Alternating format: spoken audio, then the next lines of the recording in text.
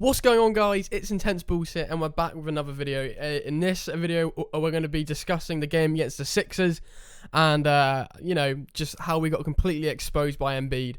So I think straight away, we can all notice now that we have a severe weakness at the center position.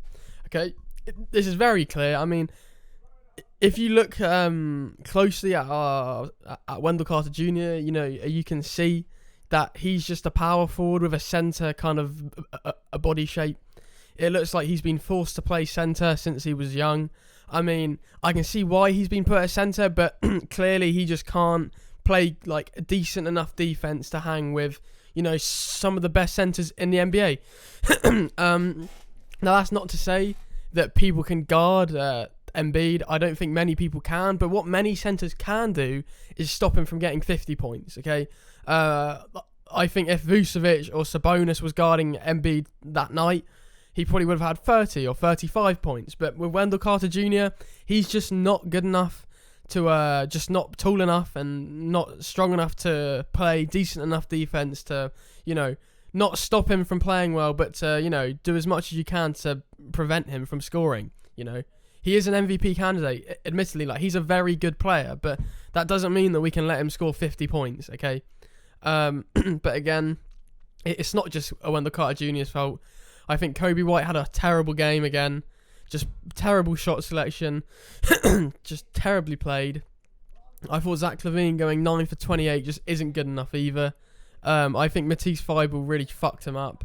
And it says a lot, really, because if we do make the playoffs, that's what the defense is going to be like on him, okay?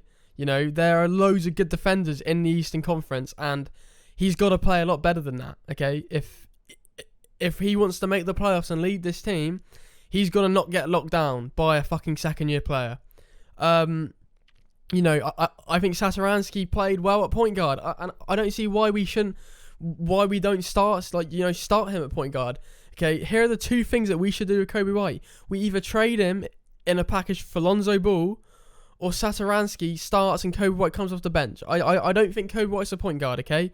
He's a sixth man, in my opinion.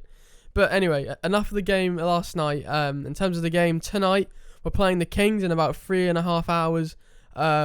We need to win this game if we want to make the playoffs. I mean, we can't keep losing. It's just not good enough, okay? Against the Sixers, it's understandable, but not against the Kings. So tonight's a must-win. Admittedly, it's a back-to-back with travel, but I don't give a shit. They're being paid to do this. If I'm being paid, $1 million to go play a back-to-back, I'm playing my fucking heart out, okay? So that's my takes on yesterday's game. I'll be making a pre-game for the Bulls game tonight. I hope you all enjoyed watching, and if you did, please subscribe.